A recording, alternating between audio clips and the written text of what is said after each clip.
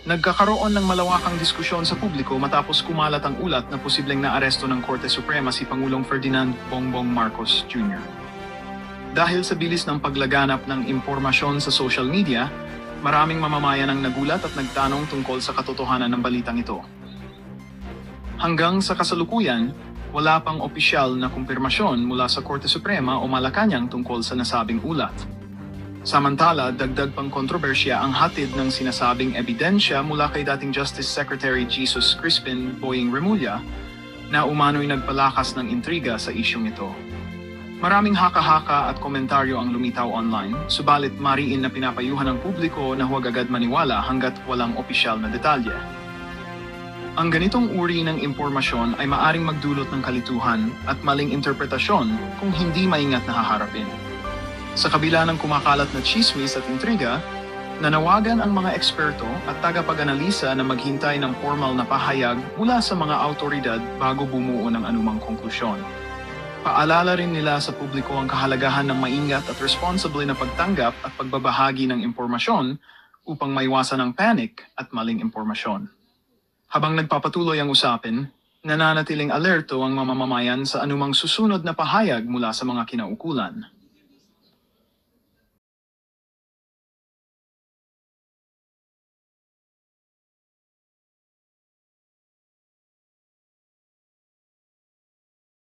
Lumalala na. Oh, ang anak daw pong ito ay kamukha ni Tambaluslos. Ito si Jake Cyrus, kamukha daw nung nasa taas. Ito pong nasa tagiliran. Oh, meron parang meron nga resemblance, ano? Parang meron nga ano pong masasabi ninyo dito mga karyaso? Ibig sabihin kung totoo man ito pero hindi po ako naniniwala. Kumbaga ito'y mga teorya lang ng mga malilikot ang kaisipan. Mga teorya lang ng mga mapag-masid na mga mata. Ako sa tingin ko parang may hawig. Ang ibig sabihin mga kareaksyon, napakasakit ang inabot ang sinapit po ni BBM. Walang anak si BBM nako, mga kareaksyon. Mga kareaksyon, wala pong anak si BBM. Para yatang naniniwala na ako na yung sabi-sabi na si BBM ay ACDC. Pero hindi po ako naniniwala si BBM ay bakla, pwede siya sa babae, pwede siya sa lalaki. Hindi po ako naniniwala. Pero naniniwala po ako na si BBM doon sa mga sabi-sabi na kapag high na daw po sila, ay nasa taas na sila. Oo, yung mga kakampwet, nako mga kakampwet. Oo, lumabas kayo, ito po yung mga bagong loyalista mga karyaso. Ipapakilala ko po sa inyo ang mga bagong loyalista ng BBM camp. Ayan po. Yan po ang mga bagong loyalista. Huwag po kayong mag-atubilin na sila po ay bagong loyalista. Kain-tae bagong loyalista. Yan po pangalan ng grupo nila. Kain-tae bagong loyalista. Mga tahimik ang mga put. Mga tahimik ang mga put. Mga tahimik po sila ngayon. Ay, lumitaw po siya Ayan pa, mga reaction. Ako, problemang malaki to. BBM, kailangan mong ipa-DNA test lahat ng mga anak mo. At ikaw, Sandro, kausapin mo yung nanay mo na campus crush. Natanungin mo sa kanya, sa pagiging campus crush niya, ay paano kanya ginawa at hindi mo kamukha si Bongbong Marcos. Tanungin mo, Sandro, huwag mong pagbintangan si Amy Marcos na hindi kapatid ni BBM. Si BBM kapatid niya si Amy Marcos, at least sa nanay. Ikaw, sinong tatay mo? Magpa-DNA test ka, Brad. Baka tinurotot ni Campus Crush ang tatay mo. Tanong lang yun Sandro Heto pa mga karyaso ng put. Heto pa Manila Bay Dolomite hearing ipinagpaliban ng siraulo. Siraulo ba to? Hindi siraulo yan. Ano lang, kamukha lang niya yung nasa pelikula, yung nasa pelikula, nakalimutan kong pangalan Hoy, manahimik ka na. Boy, wala na, irrelevant ka boy. O ito mga karyasyon, mula po natin dito mga karyasyon. Ako, napakalupit po nito mga karyasyon. Napakaganda reaction video na ito. Pero kung hindi ka pa nakakapag-subscribe sa akin channel, ay mag-subscribe ka na mga karyasyon. At marami po nagtatanong, si Reaction Update PH na po ay kaibigan ko, kapatid ko, hindi ko po kilala yun. Hindi po kami magkamag-anak, hindi po kami magkapatid, pero palagay ko, magaling din po siya. Magaling din siya kasi Duterte din yun Duterte. Suportahan po natin, marami po nagko-comments dyan.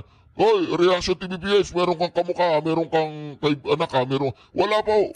Hindi ko po kakilala si Reaction Update PH. Isa po siyang magaling na nagre-react. Suportahan po natin, napanood ko po yung mga video niya. Yung mga video niya na sumasayaw-sayaw. Sumasayaw-sayaw po siya. Ito mga Reaction, umpisa na natin dito. Huwag na natin yung parakalay. Hindi asal ng tunay na kapatid. Yan po ang buwelta ni House Majority Leader at Presidential son Sandro Marcos sa akusasyon ng tiyahing si Senadora Amy Marcos na nagdodroga umano sina Pangulong Bongbong Marcos at First Lady Lisa Araneta Marcos. Ang sagot ng Senadora, magpapa-DNA test siya pero magpa-hair follicle test naman daw dapat ang first family. Git naman ng Malacanang, hindi magpapadala ang Pangulo sa mga pag-udyok ng anilay destabilizers. Yeah, destabilizer. Destabilizer. Yung magpapa-air follicle test ka, destabilizer na kagad yun. Patunayan mo, Bongbong Marcos. Patunayan mo, bakit gumigewang-gewang ang panga mo. Alam po ninyo mga ka-reaction, kidding aside, nasa kalagitnaan po ng dilubyo ang Pilipinas at hindi po mawawala sa kalagitnaan dilubyo ang Pilipinas habang nakaupo ang isang presidente na hindi po natin alam kung siya ay laging nasa ilalim ng impluensya ng pulburon. Pangalawa, alam po ba ninyo sa ibang bansa ay pinagtatawanan na tayo? So wala naman tayong pakialam kung pinagtatawanan tayo sa ibang bansa kasi wala naman tayong pakialam kung ano sasabihin ng ibang tao sa atin personally. Kahit sinong tanongin mo, may pakialam ka ba? Wala akong pakialam kung ano sasabihin niya sa akin. Pero may pakialam po tayo dito mga ka-reaction dahil wala na pong investor na pumapasok sa ating bansa. Pangalawa, siya po ang executive, tinatawag nating Chief Executive Officer ng Armed Forces of the Philippines na nakakabahala mga ka-reaction. Yun lamang mga pronouncement niya doon sa ASEAN. Parang hinahamon-hamon niya ang China, mga ka-reaction. Kung nasa matinong kaisipan ka, lalapitan mo si Xi Jinping na walang tinatawag na schedule, kakamayan mo siya, ano yan? Barangay hall? Ano yan? May tama ka ba talaga sa pag-iisip? Kaya dito mga ka-reaction, yung sinabi po ni Amy Marcos, hindi po destabilization yun. Yung sinabi po ni Amy Marcos ay tama yun. Para mapaalalahanan na niya ang taong bayan, mapaalam na niya sa ating lahat na huwag natin siya sisihin pag lalo pong maraming nangyaring katarantaduhan dito sa ating gobyerno at mga sakuna at mga kababalagang mangyayari na nasa gitna po tayo, ang taong bayan ang nasa peligro. So ang ginawa po ni Amy Marcos, sinabi ko na sa inyo na yung kapatid ko ay bangag. Winarningan na po tayo at si Amy Marcos mga ka-reaction, niyayaya na niya ang kanyang kapatid na umuwi. Umuwi na tayo, sabi po ni Amy Marcos. Ngayon, anuman ang mangyari sa Pilipinas, pagdating ng araw, si Amy Marcos ay wala ng konsensya. Ano man tawag doon? Yung dala-dala mo, yung cargo mo sa konsensya mo, wala na po siyang cargo de konsensya.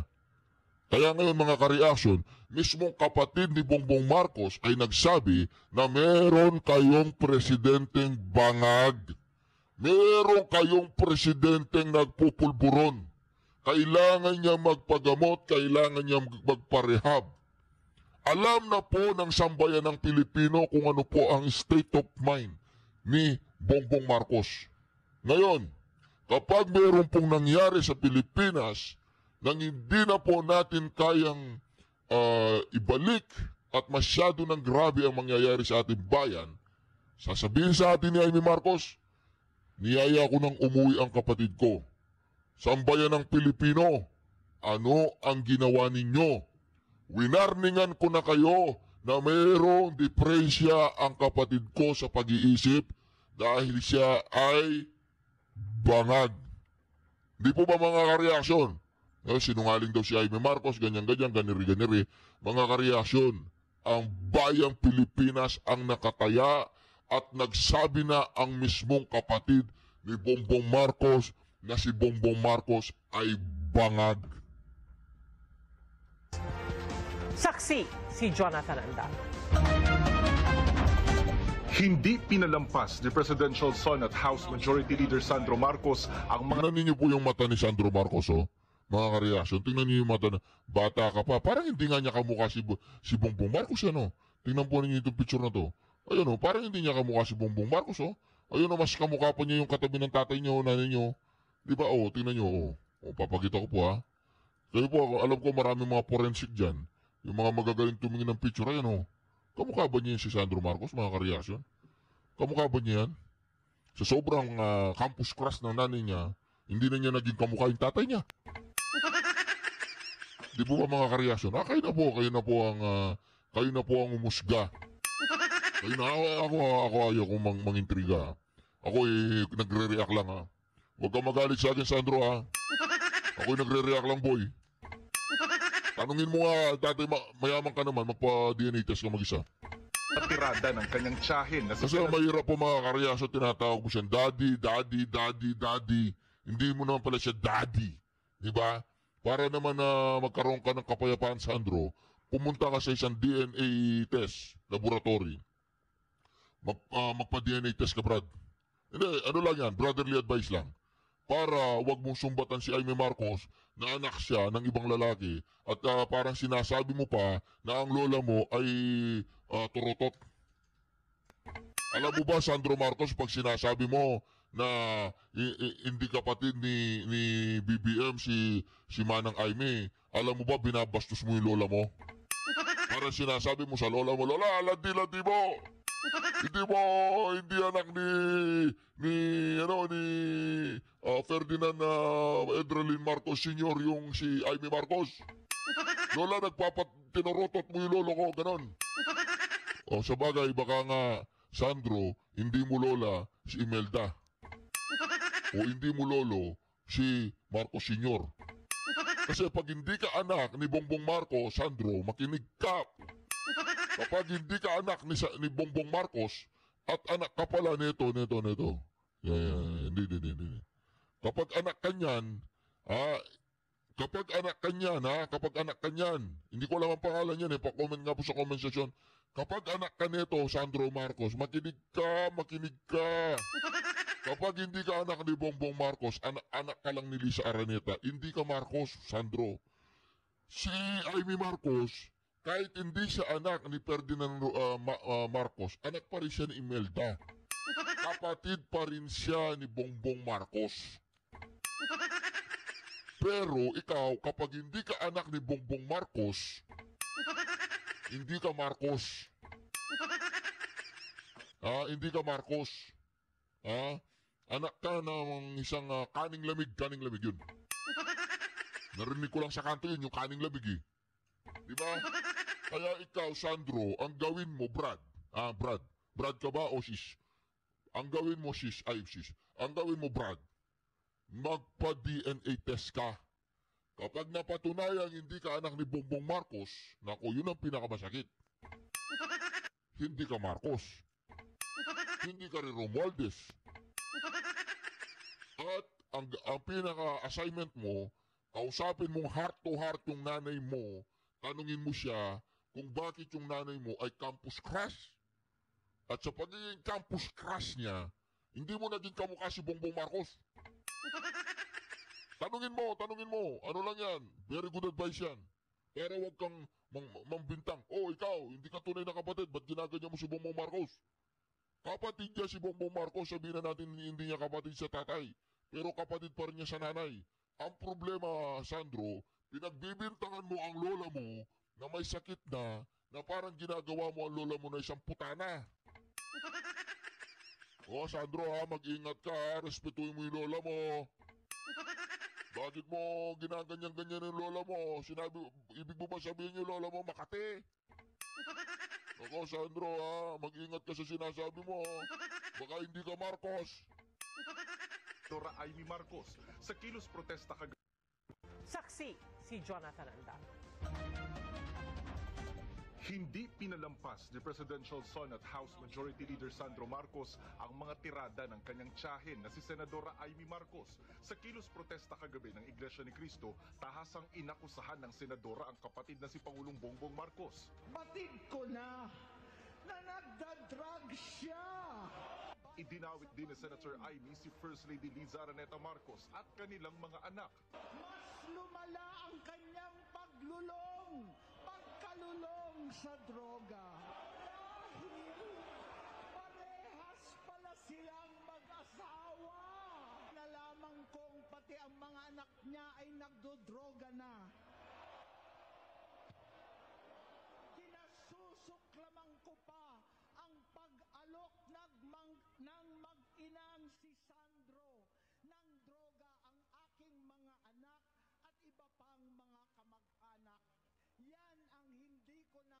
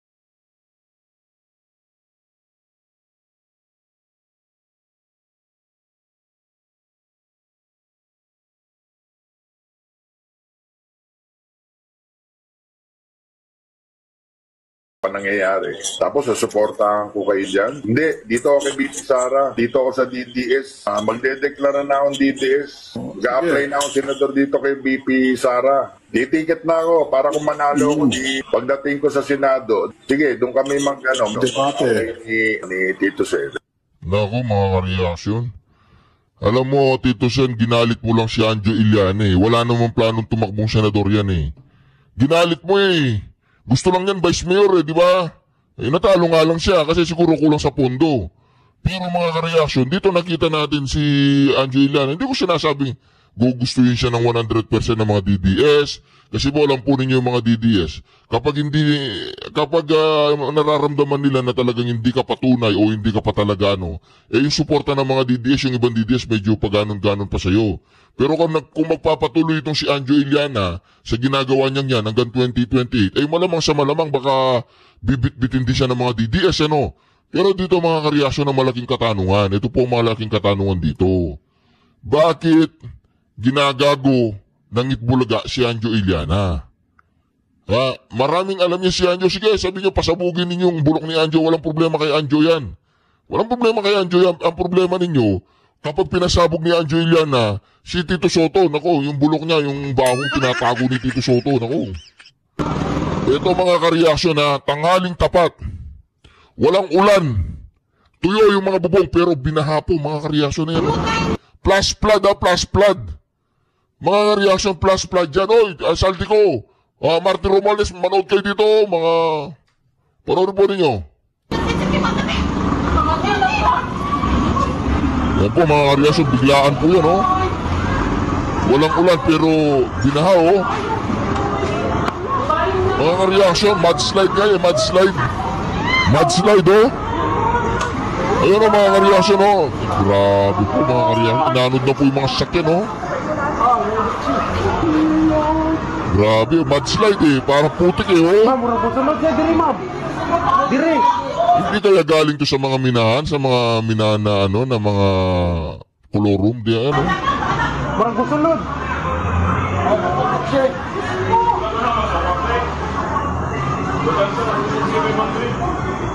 Walang ulan dyan mga kareaksyon ha.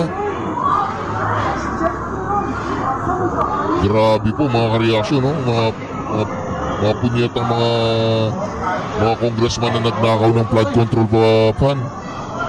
Bongbong Marcos, nakita mo yun? Diba, kasi napakagara mo Bongbong Marcos nung kampanya nung 2025. Napakalupit ng stage ninyo. Hindi ko alam kung magkano sinuporta mo kay Pampilo Lacson tsaka kay Tito Soto. Binigyan mo ba sila ng milyon-milyon o bilyon-bilyong pera? Tanong lang. Diba? Dapat siguro mga punyetang magnanakaw,